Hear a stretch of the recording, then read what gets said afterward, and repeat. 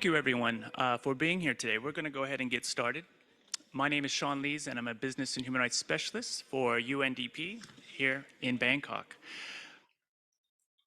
I'm very happy to be presiding over today's session on Asia and the future of globalization, business and human rights in perspective. I think you would all agree that we are, as the saying goes, living in interesting times. Geopolitical tensions are intensifying, and a rules-based economic order is on the back foot. Globalization is being reconsidered through security, economic, environmental, and even human rights lenses. Policymakers seem to have forgotten that international trade investment has lifted 500 million people out of poverty over the last 2 decades. Today, experts and policymakers are more likely to speak of decoupling and self-sufficiency. At the same time, our responsible business agenda has risen to the top of a global agenda, and with it, a zeal to ensure more transparency, more compliance, and to impose sanctions where necessary.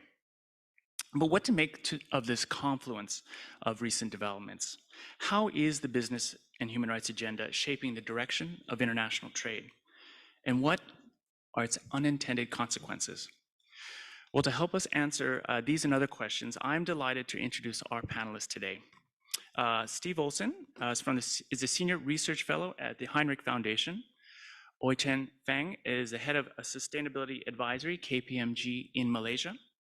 Joyce Chow is a Country Representative of Amphorai, and Dr. Sri Nontasut, Member of the Committee on Economic, Social, and Cultural Rights, and Namit Agarwal, Social Transformation Lead at the World Benchmarking Alliance. Thank you very much, panelists, for being here today. I'm going to start with a question to Steve Olson, given his wide range of experience in Asia and on the trade agenda here and as it evolves. Steve, the narrative on trade in Asia used to be much simpler. As you admit yourself in a recent op-ed piece, you described an older, seemingly out-of-date narrative on trade as this, quote, "Trade is good, free trade is better. Governments simply need to minimize or remove barriers to trade, and market forces will deliver a host of economic and societal benefits." But in that very same op-ed piece, you wrote, "Today we've ended up in a world that bears very little resemblance to that idealized place we once envisioned." Steve, please give us a picture of where we stand today on international trade and trade policy. Well, thank you, Sean, very much. Good morning, everyone. A very warm welcome to you.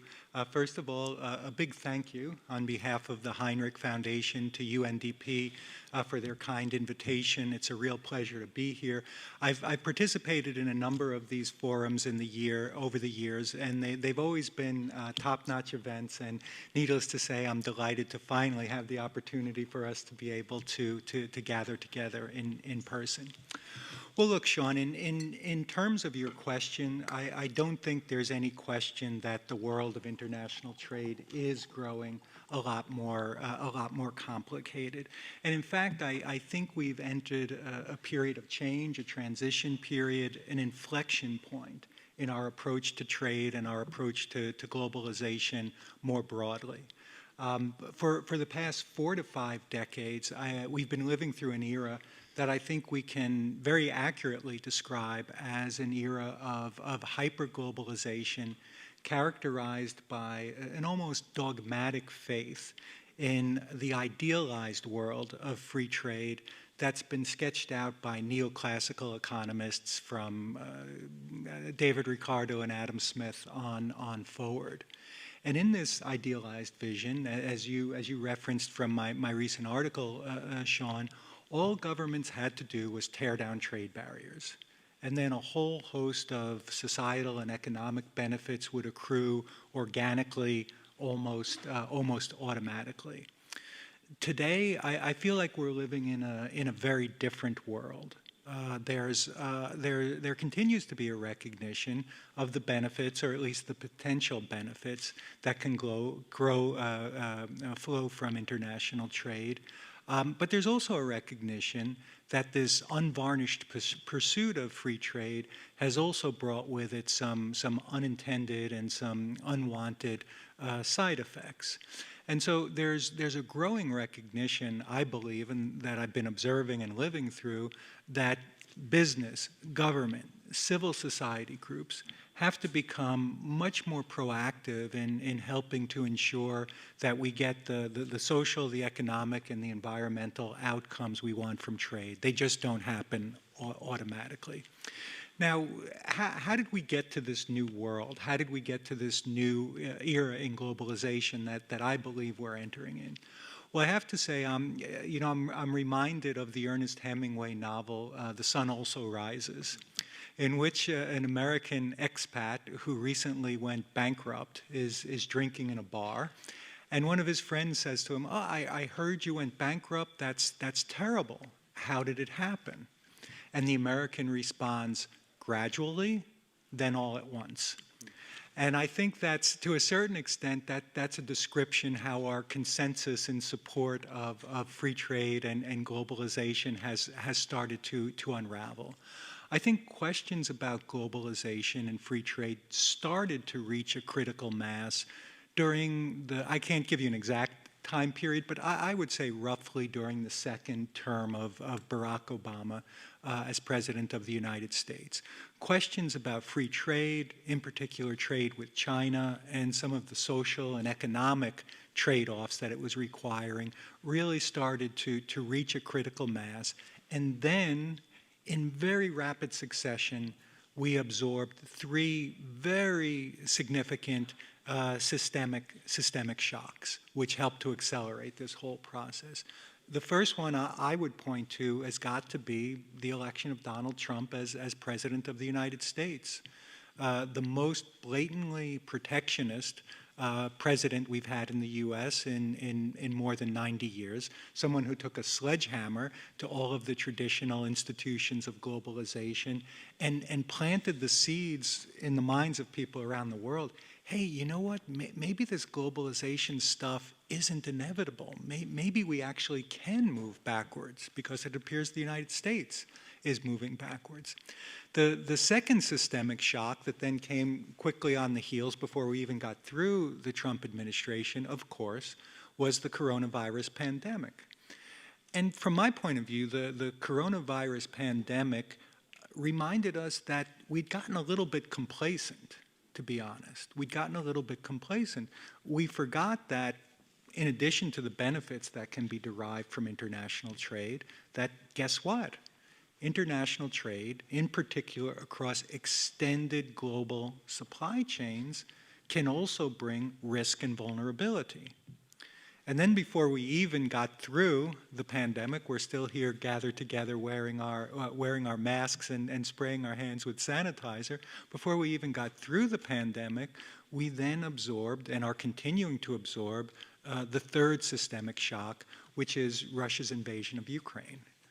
And the war in Ukraine has painfully demonstrated to us that economic interdependence, global trade can actually be weaponized against us. And these are things that have traditionally been really the heart and soul of globalization, that we thought were immensely beneficial.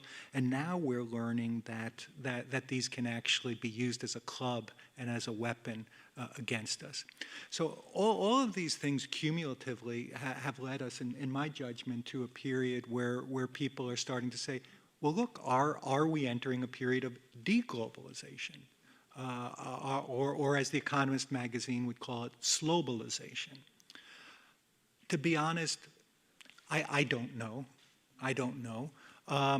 Personally, I'm not comfortable with terms like slowbalization. I think they're a little bit too cute, and I think they're a little bit too trite to adequately describe what are really very, very complicated situations. But here's what I would say with a very high degree of confidence. We are entering into a period in which we are recalibrating our approach to free trade, our approach to globalization, and we're moving into an era where there's a much greater recognition that business, that government, that civil society will have to work much more proactively to ensure the economic, social, and environmental outcomes that we want from trade. Thank you, Steve, for those astute comments and the historic view, a reference to the three systemic shocks, which none of us saw coming, did we? We didn't see Trump coming. We didn't see COVID coming. We certainly didn't see Ukraine coming. And yet here we are, gradually and then all at once. Steve, a real quick question, and just ask you to answer it as quickly as I ask it. You said a consensus on international trade has unraveled, but should, I'm not saying is, but should a new consensus emerge where trade policy is there to act in furtherance of environmental protections and/or human rights realization? Should it be used? And what are the trade-offs of that approach, if any? I'll answer just briefly, Sean. On the surface, I think this would appear to be a positive development. We're paying a lot more attention to the social, environmental, and economic outcomes of our trading relationship. And so for people who are concerned about things like that, and I'm guessing it's the vast majority of the people in this room, that's a very positive development.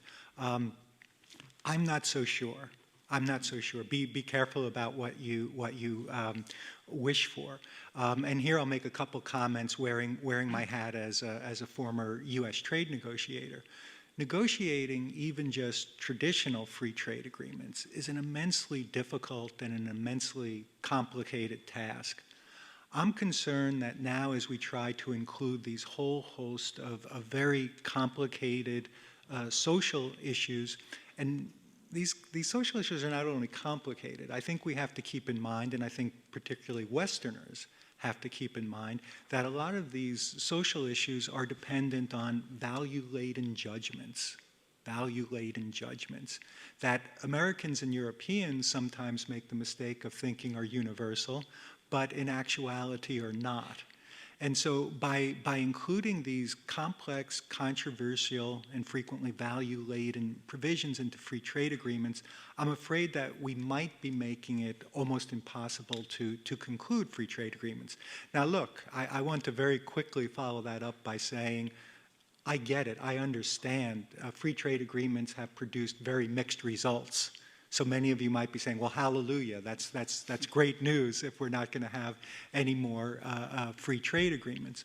But keep in mind, irrespective of the shortcomings that all of us can abundantly point to, let's not lose sight of the fact that we would be very hard-pressed to identify any other factor in the past 75 years, in the entire post-World War II era, that has more prominently driven economic development, rising standards of living, employment, and a whole host of benefits, more so than our move towards trade.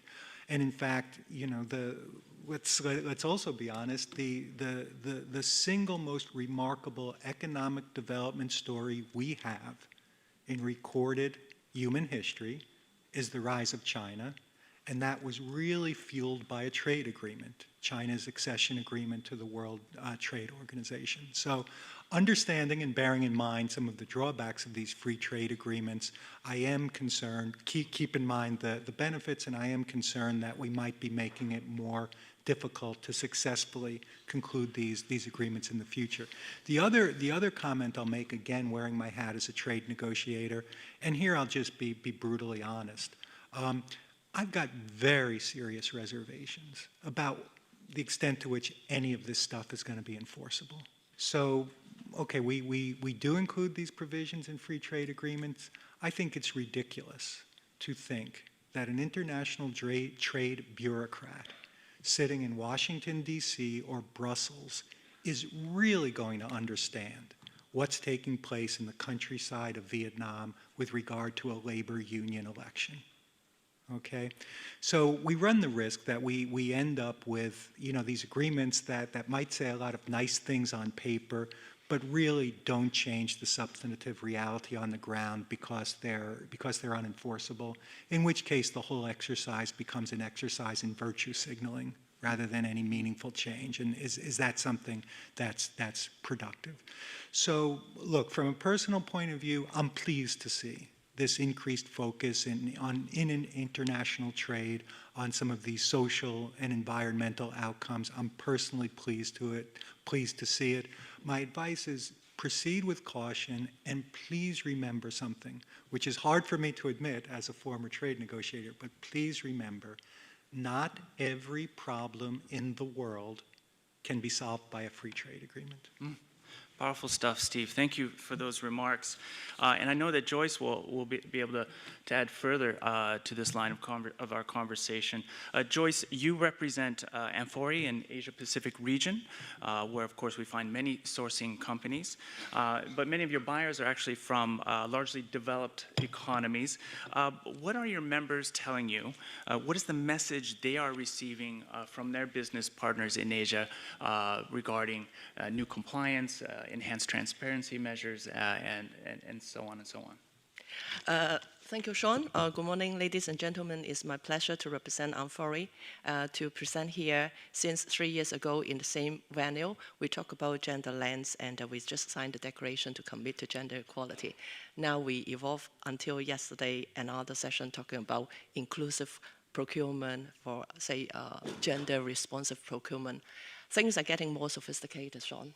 So even the establishment of Amphori since 1977, over 4 decades, we have been committed to drive sustainable, open free trade, but sustainable and responsible supply chain. So now, currently, we represent 2,400 member companies who are buyers, brands, retailers, and trading companies from over 40 countries. Many of those originated is from EU member states. However, since 2011, we have members coming from all over the world. So when we talk about, say, human rights due diligence and also different kind of impact studies, tools developed, how to get continuous improvements in our supply chain and trade, is getting more and more complicated. So our role in Asia Pacific is important because our members' top sourcing countries, top 10 are all in Asia. And the top 5 is China, Bangladesh, India, Turkey, Vietnam. And the rest are mostly in ASEAN countries. And those, for example, Pakistan is not ASEAN, but it's also our top 10. That explains how important the topic we are talking about today, globalization, brings us together. Without Asia, and actually we may not be able to enjoy the luxury and the low-cost goods for many years. However, everything has a cost. So the conversation and the expectation from our members have been evolving in the past 2 decades. So with or without laws or rules and regulations and guidelines, many good performers, business players have been establishing their code of conduct to monitor human rights due diligence or environmental performance for many years. With the rules and regulations in place, we do appreciate the efforts from the government driving that happen. But even with the rules and regulations in place doesn't mean 100% things could be perfect. So our conversation and engagement of members recently have both 2 sides, yeah? On the one hand, positively, when we see, for example, European Union have introduced the corporate sustainability due diligence directive.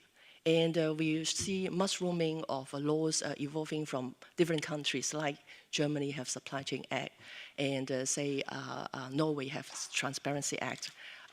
In Asia Pacific, we do have country called Australia, also have Modern Slavery Act. So there are all things happening, and how can business cope with those challenges? So the good side is people see now from voluntary, now become legal liability. Yeah? So human rights due diligence is not something nice to have anymore for business.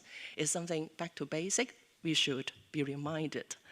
However, sometimes the good things can also cause pressure. Pressure in the ways that the laws or regulations doesn't tell us solutions. We need to invest more resources in rules and regulations in terms of supporting business or individuals' talents to grow so that we can build a better, global village together. What I would like to emphasize here, the proliferations of standards like social standards, like a different initiative like BSCI has been always criticized by business that, oh yeah, I just provide you 10,000 pens and you are asking me so many requirements for minimum wages and everything. And people become distracted. Yeah, so I think we need to articulate the reasoning of why we're doing it better. We have seen the very good output about the roadmap for the next decade of business and human rights deliver after the 2021 UN Forum. I think that provides a very good framework for us to work together to address that evolution of complexity of rules and regulations. Sometimes, I do not want to use the word, but sometimes when we hear from business, it becomes proliferations of laws and regulations and people are distracted. Many of the time we spend on interpretation of the law instead of building our self-capability to improve. So to conclude my answer to you, Sean, I would like to see, hopefully through our communication today, we can see those rules and regulations or framework driven by government. I'm so glad to see Japanese government is also taking the lead now. Please don't do it country by country. I think it's counterproductive. I would like to see cluster to cluster. Like European Union are always taking the lead. However, we should not be too humble. ASEAN is also taking the lead in many ways. Say if in the past, since 2007, we see ASEAN has already produced 2 instruments to establish regional framework for, cooperation on labor migrants. Between 2010 and 2019, ASEAN actually has issued guidance to member states about 162 recommendations for migrant works policy. So we should treasure and appreciate and avoid always finger pointing to, underperformed areas. That's something I would like to advocate. The second thing is resources should be focused on not just creating rules and regulations repeating the requirements. We all know the requirements. We know how the ideal world should be. However, we need resources. Yeah? Instead of asking producers to create their own family caring center, why don't we mandate in industrial park or say a town planning, we have community center to take care of that regard. Then the producers can focus on doing a better job in what they should, also in providing quality products and safe products. The other thing is giving incentives. Giving incentives doesn't have to be money. As simple as the resources I just mentioned. Nurture talents, nurture professionals, not just focusing on strategy, but also implementation capability. KPMG is our very good partner in audit integrity. So we need more talents in professional area. The last but not least is, I think we are overemphasizing on production industry, manufacturing industry when we talk about human rights due diligence. Please do look into service industry. We have lots of seasonal workers employed in service industry have not been getting enough attention. So we are very happy that we can reconnect here face to face. Amphori is open to collaboration. Thank you, Joyce, for that sweeping response to my question. And indeed, you remark on the proliferation of standards in this conversation and in others that we've had together. And indeed, the teenager in me wants to also reject the rules and regulations focus of our work and to sort of encourage more of the incentives bit. But indeed, some of these rules and regulations are starting to bite pretty heavily in places like Malaysia. So allow me to move to Oi Chang now and to ask a little bit about what's happening in the Malaysian industry. As many of you know, the rubber glove and palm oil exporters have suffered from a spate of what are called withhold release orders from the U.S. government. Anita Ramasastry made a reference to them this morning, although obliquely. These have been stopping Malaysian goods from entering the U.S. market due to what they find to be credible allegations of forced labor. Oi Chen, tell us, why is Malaysia being hit by so many withhold release orders recently? I think 8 in the last 2 years or so. And how, and as importantly, how is business reacting? Thanks, Sean. Good morning, everybody. I'm Oi Cheng from KPMG, and I thank the UN and Sean for inviting and giving me this opportunity to talk about what's happening in Malaysia. It's a very good question, Sean, with regards to why is this happening in Malaysia. I think if we were to trace it back as to how the WRO withholding release orders from the Customs and Borders Protection of the US Homeland Department, State Department. We see this happening as COVID hit in Malaysia, and we had very alarming situations where the migrant workers were reported to be not particularly well housed and had been exposed with regards to COVID. And from there, it led on to international reports about basically the international forum picked up with regards to what's happening here. And but then in acknowledgement, even before the COVID condition, COVID-19 hit in, globally, Malaysia has already been receiving negative reports with regards to how our migrant workers were being handled, and a lot of it were coming from activist reports, which, I mean, fair enough. I mean, if anything were going to be exposed, it has to come from civil society in itself, right? We all understand that. And also the fact that the US is our third largest trading partner. So it's not a surprise, as has been mentioned by Stephen, with regards to Donald Trump and the attitudes of what's happening in terms of borders closing, with regards to trade, international trade, and all that. The withholding release order actually happened for Malaysia. But if I were to look at the trends, starting with what happened in Thailand previously from the fishing sector, and it was an inevitable situation that was going to happen. So it's happened. It's something that Malaysian companies will have to deal with, and our Malaysian government is looking at strengthening legislation, but it's a very slow process because the way that the manufacturing sector and the business sector, which are also in terms of service sector, which are structured, we are very dependent on migrant workers. This is something that it's very well known.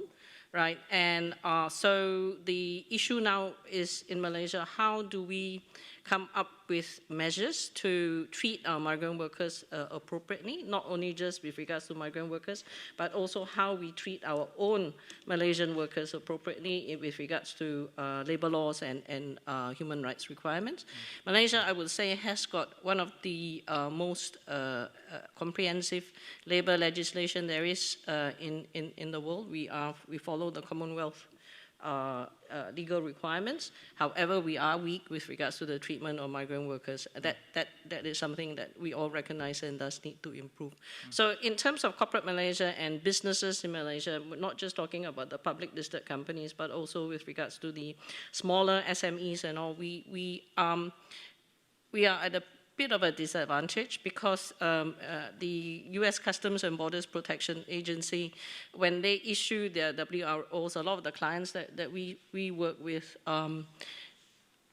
they get issued a letter to say that we are going to issue you a sanction from the WRO, and they get sent a questionnaire, but a lot of the companies in Malaysia, unfortunately, are not quite aware on the seriousness of the questionnaires. And so there's two lines that the company takes, right? One, which is, they fully understand what the requirements are, and then they try to comply with clarifications and all of that. The other one is they have no idea what's going on, and so it's a bit lackadaisical in terms of response.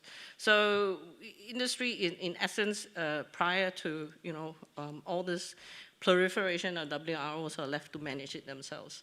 So they're trying to figure a way out of this. So it's something that for us in Malaysia that we seek, so along the lines of what the Japanese government has done, legislation, structures, and as well as guidance documents. And I totally agree with Joyce that there are too many guidance documents, that it gets confusing. And I'm not, as Joyce said, we are not talking about, this guidance documents on a country basis, but more on an international, along the lines of, let's say, the Global Reporting Initiative, which can be applied to all sectors and also applied to all countries. And that will be something that will be really helpful, because at this present moment, apart from the RAGI principles, the business and human rights guidance, there is not much, particularly as well for the SMEs. So it's a situation where we are trying our best to assist our clients in that sense. Yeah, are you seeing an increased volume of interest from your clients in conducting either human rights impact assessments or to help them build out human rights due diligence processes? Yeah. Actually, even before the European due diligence mandatory requirement, Malaysia, being part of the global supply chain, has always had a very active due diligence, corporate due diligence, legal due diligence situation. Our companies get audited all the time, right? So in essence, as a follow-on to your first question, why did it happen to Malaysian companies? It was, for some companies, it was actually very perplexing, because they get audited 3 or 4 times by different clients in a year. We are subjected to many, many different types of audits, right? And it could be social audits. I remember maybe 10 years ago doing for an international company for Malaysian SME producer, along the lines of what SMETA audits are, Amphori audits are. And it is perplexing in that sense. So we get a lot of this. We do a lot of this. And over the last year or so, we see that there are increasingly now different sectors looking at implementing, trying to understand where the human rights risks are, trying to understand their risks and to the community, and trying to implement remediation measures to improve and to reduce their exposures with regards to these risks, and also to allay customer concerns. And a lot of it is actually driven by their consumers, by their customers. And it's something that we see there's been an uptick in terms of activities, but most of this, unfortunately, I must qualify, I have to say it does come primarily from the bigger companies, the bigger corporations, whereas the smaller corporations are still very much in a situation where they're waiting for the government to do something, or for other other agencies to issue a directive. Yeah. Thank you very much for those comments, Oi Chen. I hear a comment from Joyce on the proliferation of rules, regulations, and standards, and from you I hear of the proliferation of audits and the surprise that some companies experience when they are hit with a, again, withhold release order from a buying company, from the United States or other. Yeah, I must say it's not just. We're not getting it just from the Customs and Borders Protection, the CBP, WRO. Of the United States. We're also getting it from the European companies, where they're seeking to enforce the Modern Slavery Act. And I think one thing which is very prominent in our newspapers in Malaysia was Dyson, the situation with Dyson. And increasingly now, there's risk for companies in Malaysia. If you are trading with Australia, as Joyce says, there's the Australian Modern Slavery Act. Right, there's Canada planning to come up with Modern Slavery Acts as well. In Hong Kong. I don't know how that is going, Joyce, but I hear that Hong Kong was looking at a Modern Slavery Act a couple of years ago.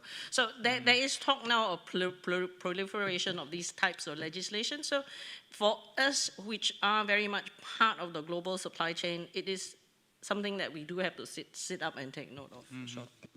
And thank you again. And there was a comment, I think, from someone from the floor at the opening about who will pay for all of this. Ultimately, the consumers will likely pay for increased compliance, and perhaps we should be. And perhaps consumers need to also have an adjustment of expectations if, in fact, they do want to see more responsible business practices and they want to see a more responsible trade regime evolve.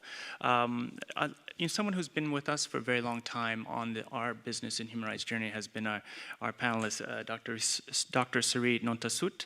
I think for the last 5, maybe 6 years, we've known each other and taken your views on the evolving picture, not just in Thailand, but for the region. Can you give us a few key lessons with regards to Thailand over the last 5 years and how it's embraced the business human rights agenda and what to make of evolving regulations and or a look towards mandatory human rights due diligence as mentioned by the Secretary General of the Security and Exchange Commission this morning? Thank you. Good morning, and I have to thank the UN for organizing this and inviting me. I think that being here in this very room and being with my co-panelists has given me 3 flashbacks. The first flashback is that this very room is the venue where in 2019 the Thai government launched the National Action Plan on Business and Human Rights. So this brings back a very fond memory, and I was part of I advised the government then about how to proceed with the National Action Plan, and also it's beginning its 2nd phase of the NAP. I'll be coming back to that. The second flashback is when Stephen talked about free trade agreements. In 2005, I was part of the negotiating team for the FTA bilaterally between Thailand and the US, and we were in Chiang Mai. That was the last round of the bilateral free trade agreement between 2 countries. It has not succeeded, so it's on the shelf.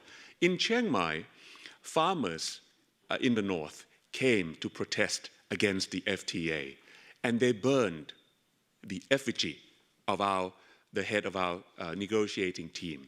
And that frightened him a lot. It frightened me also, because we didn't think that free trade negotiation would lead to any kind of protest or violence. But we saw firsthand, and I was responsible for negotiating competition policies and public procurement. But of course, free trade creates or encourages free flow of factors of production, one of which is, of course, labor. And I could not imagine, and I saw firsthand how violent this turned and how people protested against free trade. Almost majority of them were garlic farmers, but they didn't know that it would not the Thailand-US FTA would not create. It's not the US garlic that would be inundating the Thai market, but garlic from other venue. They don't care. For them, is that their market will be shrinking. They will have to, it's a trade-off, and they did not accept that. So in my view now, and I may disagree with Stephen, free trade creates opportunity, but free trade also creates risks. And we need to actually manage these risks. And when Stephen talks, of course, we understand that we need, for free trade negotiators, they tend to decouple, the free trade on one hand and the risk on the other hand, and they tend, I included back in 2005, externalizing these risks to other people, like the Ministry of Environment, Ministry of Public Welfare should handle these risks later on when free trade occurs. The third flashback is when Oi Cheng and Joyce talk about ASEAN. And I served as the representative of Thailand to the ASEAN Intergovernmental Commission on Human Rights for 6 years, where I worked. My priorities then, one of my priorities was to encourage ASEAN member states to look at business and human rights. Now, ASEAN itself is a free trade bloc. In 1992, we created the first free trade called ASEAN Free Trade Agreement, which has morphed into ASEAN. It has morphed into one pillar of ASEAN. We have 3 pillars: political, economic, and social and cultural pillars. Now, as just like Stephen said, people in the economic pillar tend to decouple themselves from the risks that they have created from free trade.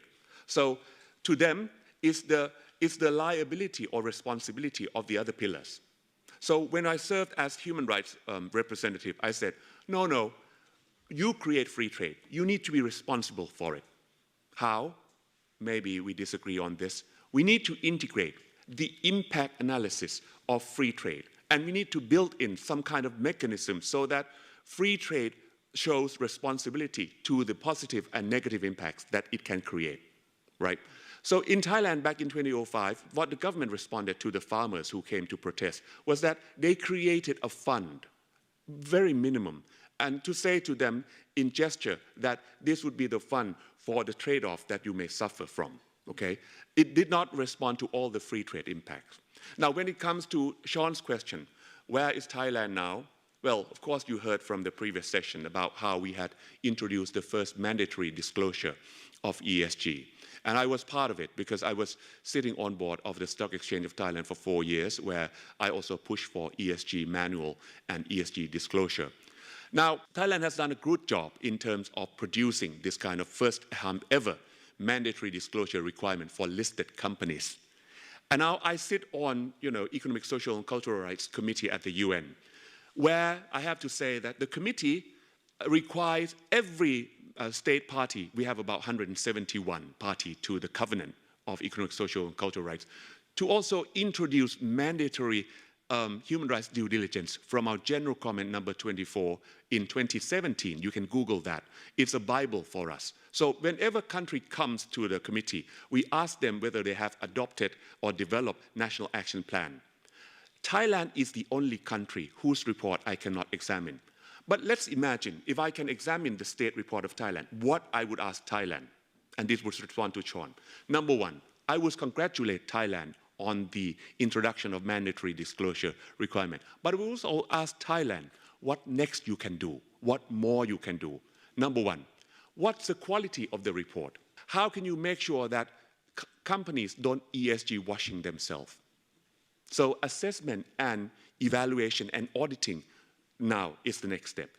Second question, what about those companies that are not listed in the stock exchange and who are not required to produce any ESG assessment and disclosure? There are 700 plus companies in the stock exchange. What about those outside of stock exchange? So, and Thailand under the NAP has, made clear that we have 4 priority areas: labor, environment, defenders, and investment. What more can you do? What concrete lessons and what concrete steps are you taking? One of the labor key KPIs, we ask all the time, Ministry of Labor, when will you, because you require, Thailand requires migrant workers, but when will you give them the right, recognize their right to unionize? We're talking about ILO 8798, which has been on the book for many, many years. The current status is the Ministry of Labor has responded, we will consider, but that's the first NAP. Now it's the second NAP. So we need concrete progress, and we are asking them again, when will you come up with a concrete timeline to ratify ILO 87 and 98?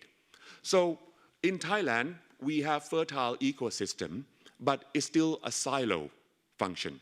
So someone with a bird's eye view, like myself, is now talking to the Ministry of Labor.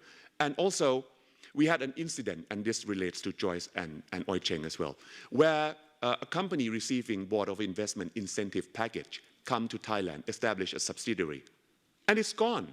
One day, the next it's gone, leaving 700 workers stranded with no compensation. What can we do? When the Pillar 1 agencies, I'm talking about the UNGPs now, the Pillar 1 agencies create free trade agreement, and businesses are the risk owners. But government must recognize that they too are risk owners because they have created this framework. So I'm asking the Board of Investment now, how you can come up with better protection for labor when you encourage inbound foreign direct investment, and they can, leave with impunity when they have liquidity issue. So more has to be done, Sean, but I have to say that it's a good start, but much, much more has to be done. Mm-hmm. So Thailand is a good example also to other countries, especially in ASEAN. But my bottom line are 2 keywords: responsibilities and risks. These 2 are are what I have applied all the time when I talk about business and human rights. So on the one hand, government create free trade agreements. They need to internalize all the risks and negative impacts that free trade agreement should or tend to create. Two, businesses right now recognize that business and human rights are licensed to operate. It's not just profit that they need to look into. Yesterday at the Swiss embassy, someone talks about business case for business and human rights, which to me tend to be very outdated, because I think that the line of conversation right now should not be about business choice and business charity, but must be toward business responsibility and BHR as business as usual. I would end my intervention here for the moment. Thank you, John. Thank you, Dr. Suri. More powerful interventions indeed. I just have one more question of you, though. Please make your answer as briefly as possible. You said that we need to ask more of Thailand. We need to push. We should expect more. We should push more. We should ask more on mandatory disclosures. You said let's avoid greenwashing. So there should be stronger auditing of companies putting themselves out as members of an ESG asset class. You said we should include unlisted companies in some of the regulations that are emerging. But in this economic context, should we be expecting more, or should we actually be expecting a slowing down of the business and human rights agenda in either Thailand or Southeast Asia? Well, I would give you a scenario. I was in Phuket the other day, and Phuket is vying to be a host of Expo 2028. Phuket is more than ready in terms of physical facilities. But we are warning Phuket that it is lacking ESG infrastructure. It has plenty of resources to build physical infrastructure. But what about ESG infrastructure? Because alas, most companies in Phuket, most hotels in Phuket are not listed in the stock exchange, and they're not required to produce sustainability report or ESG mandatory disclosure. So if I imagine myself as an Expo committee member, I would ask Phuket, what kind of impact assessment and what kind of mitigation and prevention of risks associated with hospitality receiving more than 1 million tourists coming to Expo can you receive? Have you planned for? That's the example of Thailand now. And I use Phuket as a microcosm for other provinces and for other sectors as well, because Phuket, 80% of Phuket economy relies on hospitality. Mm-hmm. At one point during COVID, Phuket fell off the poverty line. Can you imagine that? Province like Phuket. So it's not a question of whether we should take a downturn on ESG. It's the right time. We must do it all the time. That's my message, because ESG infrastructure must be there alongside, profitability. Thank you. Thank you very much for that. Now let's stick to this line of questioning on the economy and how economic developments and big shifts that we've seen between regions globally might be impacting, slowing, or accelerating, or just changing the nature of our approach on business and human rights. It's feeling more like a supplier's market now. The suppliers, especially those with scarce commodities, have the buyers in the corner. And in some respects, that's a good thing. We also have these labor shortages, of course, which are throwing a wrench in the system. But if there is a shift from buyers to suppliers, if that's fair, and indeed in some countries more than others, is it a good thing? Some would say it is a good thing, because anytime you have a balancing of power, there's less exploitation, right? And one is not calling the shot without the other having a say. But I'd like to know whether you've seen in your role working for World Benchmarking Alliance some trade-offs, some other considerations, some other consequences to that shift. Thanks, Sean and UNDP for having me here. And very, very interesting question, particularly in the current context. But I would start with saying that it's a myth when it comes to issues like human rights. Both the buyer market and a supplier market are extremes of a continuum, and both are bad when it comes to people, when it comes to communities. a supplier market doesn't necessarily mean that it will be fairer, more inclusive, or more sustainable. It just means that there is a difference in terms of who's calling the shot and who's dominating the negotiations. And I think the narrative is definitely of bringing in more balance between the so-called global north and the so-called global south. But it's also important to look beyond these narratives. Because the power imbalance necessarily is not between the people who are negotiating from the global south and the global north, but like we heard, the voices of the people who can be affected, who are being impacted, whether those voices are being heard or not. So when we are talking about these shifts of bargaining power between the north and the south, it's important to see who within the global south or who within the global north are part of those negotiations. Do we have communities? Do we have workers and their representatives who can potentially be impacted by these? Are their voices and choices respected in those conversations? I think that becomes the fundamental part when we're talking about shifting the power imbalance. Because this change from a buyer's to a supplier's market doesn't necessarily change a lot for people on ground. They would still have the same impact. Their issues will not move away. So how do we make sure that some of those dynamics become part of the thinking, the design, and also the negotiation of some of these conversations? And in fact, in some cases, it also becomes worse because the accountability standards, the level of transparency, the ability of institutions, especially civil society, to question the governments, to question investors, to question companies in the so-called global north is sometimes higher. And when these are companies in the global south, because of a lack of transparency, the accountability becomes weaker in many cases. So I think that becomes quite a big challenge. A better bargain for companies or markets in the supplier context doesn't also mean that the benefits will percolate down to workers and communities. It doesn't mean higher wages for workers, living wages, better conditions, but it certainly would mean higher profits for companies in a different geographic context. We have also seen some extraordinary shifts, for example, in the Forbes billionaire list.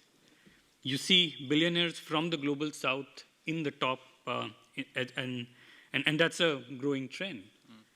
But again, I mean, that is not necessarily an indication that the power dynamics are shifting that will result in better accountability, better human rights, better sustainability practices in that context. It's also because the globalization has also happened of business models, the purpose of business, and which is the same across North or the South. Whether it's an Amazon or a Walmart or a Reliance or a CP, the core ethos are more or less the same. The fundamentals of doing business are the same. So shifting the power dynamics between these companies is not a big change when it comes to issues of sustainability and rights. In WBA, we work with 2,000 of the most influential companies. We call them the SDG 2000. And these are companies across the globe. Most of them are listed, but some of them are also not listed. Some of these are state-owned companies as well. And what we have seen, we published an assessment, a baseline assessment, assessing the top 1,000 from our list of 2,000 on the core social fundamentals. And these fundamentals are ILO standards, UN standards that have been there for decades. And we saw that almost all the companies scored miserably on this baseline. Yes, there were some companies in the global north who scored slightly better, but it was not transformative. It was not very different from how companies, for example, in Asia were scoring. So essentially, it doesn't really matter where these companies are. They're still lacking in terms of basic transparency and some of the fundamentals as well. What we need in terms of the power imbalance and correcting that is more accountability, more transparency. And I think what was already mentioned on the panel is a need for international standards. We need policy coherence. We don't need a regional, a national context because then it becomes difficult. when companies can compete on all the other factors at the global level, they don't need a regional or a national context when it comes to product quality, product design. Why on sustainability and human rights? So therefore, having more collaboration and cooperation and having international standards and policy coherence becomes most important. We also need shifts on the purpose of business. Some of these changes, some of the things that come out of this business and human rights due diligence will need shifts in how businesses are designed, businesses are implemented. For example, if you look at fast fashion, by design, fast fashion is going to have exploitations in the supply chains. Until and unless we change the concept, change the fundamentals of the business processes, we will not be able to address a lot of these issues. We also published something called the Corporate Human Rights Benchmark, and we will be releasing the next update in November this year. And one of the new indicators that we have brought in the new methodology is looking at how big companies are looking at risks emerging from business models. What are the board level conversations? What are the board level commitments on shifting strategies and business models? So I think that is going to be quite important when we talk about these shifts because there is this myth that having more global south, having more suppliers in the conversation will result in those changes. But if we want real impact, we need to get to the fundamentals and bring in those voices who are underrepresented. Thank you, Namit. But that shift in business practices and the shift towards greater acknowledgement of corporate purpose beyond just profit will probably only come about if we can really engage consumers more effectively, but also business owners more effectively. I see Oi Cheng next to me nodding her head vigorously, and I'm wondering, do you think it's realistic to expect this shift to happen based on your interactions with many clients? And I'm also wondering too about your feeling with regards to some business models just being inherently, some business models like fast fashion being inherently exploitative. Do you have any views on these two items? I'll start with your first question. A lot of the work that we do in ESG transformation and strategy for corporations, and whether you're talking about big companies or small companies, one of the first conversations that we need to have is what does the board or senior management thinks with regards to managing ESG, right? There are two areas where we primarily focus on if we want to improve the governance structures within an organization. The environmental side, which is on climate change specifically, and the other one, which is on the social impact. And obviously, climate change and social impact, there is great interactivity and great interdependence as well. So from a social perspective, if you're not having it in your board conversation, then you're not recognizing it as a risk, and therefore then it does not flow down into your corporate risk assessment processes. It does not allow you a broad view as to how you manage and identify ESG risks within your organization. And there are two aspects where we talk about G, the G aspect of ESG. A lot of companies in Malaysia, or rather ASEAN in Asia, I mean, we do work with a lot of multinationals as well. They recognize G as more from a corporate governance perspective, which is basically talking about anti-bribery, corruption, data privacy, and all of that. But they forget that within an organization, the governance structure of board decisions, board resource allocation, senior management decisions, that all comes under G as well. So we work a lot with trying to align companies to ensure that conversations are taken on board, conversations happen regularly, and that risk, it flows down to the risk assessment process. So in answer to your second question, having, how do you say, exposure with regards to FMCG and all, everything starts with good intentions, right? And actually, if we were to look at the impact of fast fashion and all, it has been very good for Asia, but it has reached a situation, I think, if you were to look at Hong Kong and you look in terms of Thailand, and if I remember way back when into India and Pakistan with regards to the football, you know, the first situation when it comes to exploitation, it's all a matter of governance. It's all a matter of enforcement, right? Companies, when they started out, the first one that started was actually the Adidas and the, I mean, sorry to name, let's say the sports manufacturers, the sports garment manufacturers, and, they started with good intentions. The intent was good in the sense that, you're trying to do community impact, or what we call now impact investing, community impact investing, in the sense that you are trying to raise the economic, how do you say, the economic profile of these communities.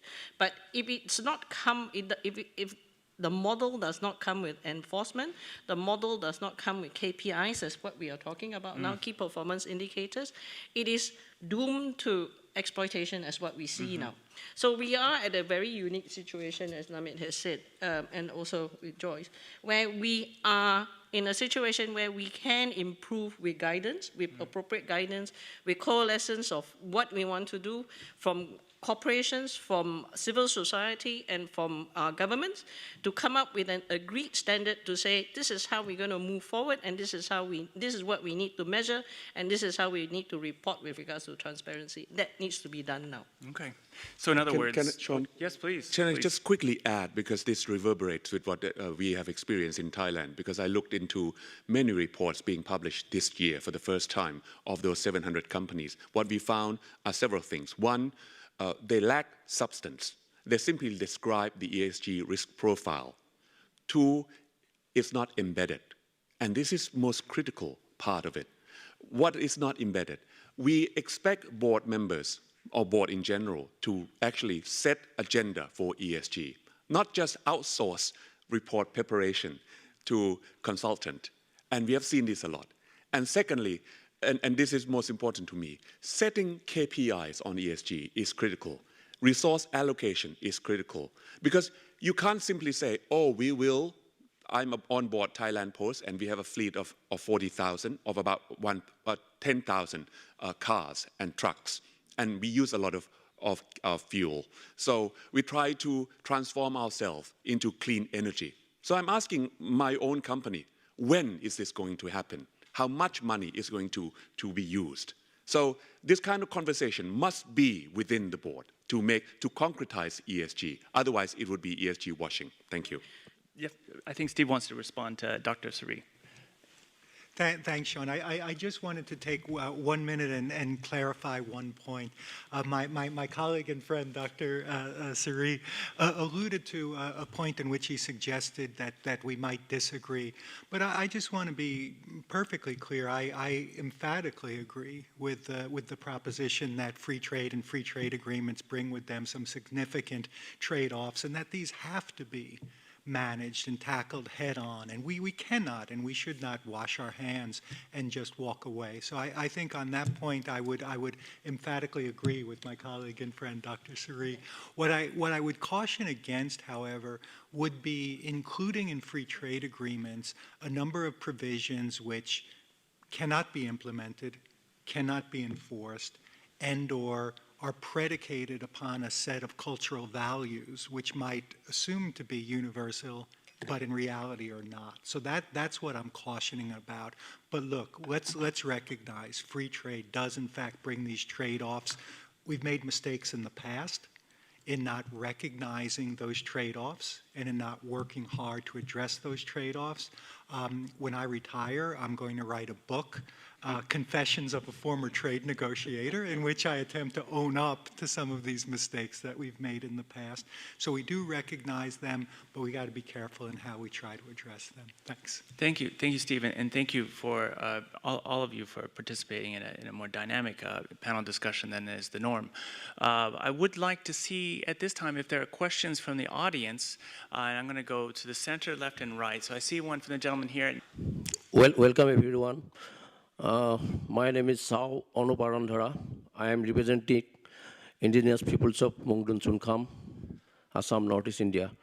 I came from a landlocked area, Northeast. It is joined with India with a second neck, is about 22 kilometers.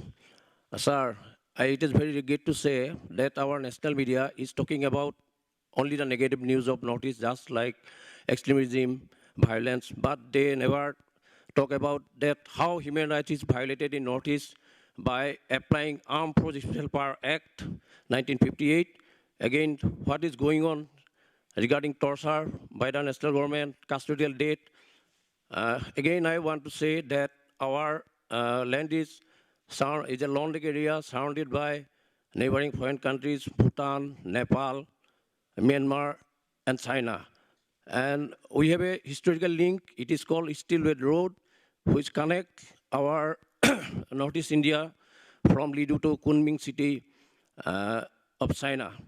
But though India is talking about globalization, open economy, but they always they fail to open this road because this road is a very vital force, our northeastern part, that we can connect our people, our economy, our culture, our tradition with the Southeast Asia. Again, our northeast is very rich in natural resources like coal, oil, and the cultural heritage is flora and fauna, and the Scotland of the East is called Shillong is now in Northeast, and all we are very rich in cultural heritage. But if India talking about, you are talking about the globalization, and talking about the human rights with due diligence, FPIC, but it is not applied still in Assam. You are talking about the guiding principles of business and human rights. It was not still implemented in Assam. So, and we need to do that. We need to be applying. So I request the members to please visit our Northeast and talk and reveal what is going in Northeast. Thank you, sir. Thank you, thank you. Thank you very much for your statement. Again, we want a question. Do you have a question, ma'am? Please I would continue. just like to start off, the need for a human rights-based approach in business may be a matter of regulatory, additional paperwork, additional bureaucracy for businesses, but for communities, I'm with the Right Energy Partnership with Indigenous peoples. I'm coming from the communities who are affected by development projects. For communities, this is a matter of life. This is a matter of survival. Now, the adoption of these regulatory frameworks or human rights-based frameworks is not because it wants to add burden, but the cost is greater, not only for companies, but for people and the environment. The proper implementation of this one is very important. As you see in the case of Northeast India, they've still been reporting violations. Now, there's a need at the regional and at the global level to also strengthen accountability mechanisms. We have access to remedy, but communities are very much wanting for an effective and an accessible grievance mechanism, whether it be at the regional level. It can happen that regional human rights mechanisms can respond to business cases. It can happen also that at the national level, human rights commissions can be mandated further to look at business violations. But we need beyond this human rights-based framework, we also need to develop stronger accountability mechanisms. And I would like to hear from the speakers what you also think, how accountability can be strengthened aside from a human rights-based approach, accountability in corporate processes. Thank you. Thank you for that question. We're going to come back to it when we take the third question. Yes, I'm Shusmita Anis, representing Bangladesh Employers Federation. I have a question for Ms. Joyce. You see, we are globally connected, and there's a supply chain. We depend on the suppliers. So on one hand, after Rana Plaza and all this, Bangladesh has come up significantly in terms of RMG compliance. But what we see is, yes, going green, environmental, all these are in the tick box, but no supplier is willing to spend a single cent more for all the activities that we have taken, we've taken at a next level. But where is the accountability? When you talk about we are all connected, so of course everybody wants to make money, but in the process everybody has to be accountable. So what can, in terms of the broader perspective, what can one do so that also the suppliers to some degree also hold the responsibility? You cannot just demand from a country which is struggling to make everything, make the ends meet. I mean, this is just not a fair world. So what can be done in the global context so that they, to some degree, take that responsibility? Thank you. Excellent questions. I'm going to ask my panelists to first volunteer to answer the first one, and then the second one as they choose. I look to my left here first. Is there a panelist who would like to respond? Thank you for the question specifically for me, and it gives me a chance to explain better how our organization works. May I have your name, please? My name is Shusmita Anis, Yes, we representing... met day one. Yeah, Yes. thank you. And I think we share the same position here. And the way Amphori set up was to avoid duplication of, say, auditing in the industry, not to overload the supplier side, say, finger pointing, this is your responsibility only. Brand-driven, 99% of the time they share, actually the requirement is the same, is how to do it is we need to respect different country, different industry, different companies have different resources to do so. So first of all, to respond to you, how we work is we focus on continuous improvement. Accountability, now we have mushrooming of rules and regulations. Now somehow if anyone in the supply chain, be it buyers or say logistics service provider or even say production site, they share the responsibility legally. However, just confine those things to legal to make it happen, it doesn't happen. So accountability start with shared responsibility first. Who can do a better job in what area? Yeah. So in our model, and like CI Business Social Compliance Initiative, our team, for example, we have local office, and we facilitate dialogue with stakeholders. We work with ILO in Dhaka, for example, to have launch a series of capacity building program free of charge for producers engaged by their buyers so that they can learn more about, say, health and safety. Not necessarily just fall into a specific initiative, it's for their own good. So I think building the capacity can make them can be more accountable when they have even evolution of different requirements from all sides. So I think from a business-driven initiative, we are happy that we can partner with different organizations. Our team will meet your organization. Our president will meet your organization soon. And I hope we can explore more because time is limited here. But I just want to articulate here. Accountability starts with responsibility and sharing, not just say, but who can do a better job at what area? This is the matter of science, arts, and also has some cultural element blended into that. So we are happy that we can explore more in this area of the dialogue. I don't want to take too much time because other speakers may have responses. Indeed, and I'm going to just look for one response. Dr. Sari, thank you. Can I respond to the first question? We always live in a less than ideal world. We often talk in the UN system about encouraging state parties or member states to create national human rights institution. In ASEAN, there are 5 of them. What about the other 5 that has not set up a national human rights institution? Even if all of them have set up national human rights institution, which are independent according to Paris Principle, there will be a gap at the regional level because, you know, ASEAN creates regional issues. And these regional issues cannot be handled effectively by any NHRI in a domestic level. So ASEAN has to take responsibility and look at its own regional negative impact that it has created from, you know, Pillar 1 perspective, from its own free trade agreement. Now, our friend from Bangladesh, my response is, I have seen good examples here in Thailand where companies recognize that they need migrant workers. So they forego recruitment agency. They go directly to, for example, Cambodia. And we have seen good example of upskilling, reskilling workers inside the country. Even the Minister of Labor of Cambodia came to Thailand to visit that particular company because whole village is so impressed by the treatment of their people by this company that they would like to work for this company. So the company goes directly to Cambodia to set up reskilling, upskilling program of work. And this one of the good examples that we have seen in Thailand.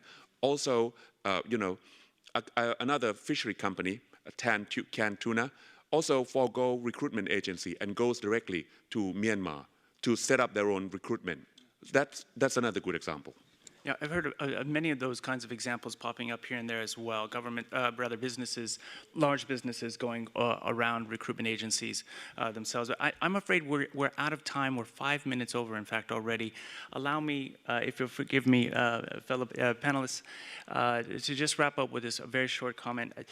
When I think about what we talked about today, less the subject of Asia and the future of globalization, and more about shifts in attitudes, shifts in attitudes towards trade, and whether trade should be strictly about the economics and the fundamentals thereof, and more about values, including environmental protection and human rights values, and also about corporate purpose, and what is lost and what is gained by more regulations or less regulations, and also shifts in power dynamics between global north and global south, and whether it's actually going to make a difference without more. With that, I'd like to close this session and thank all of you for a very productive and fruitful conversation. Thank you.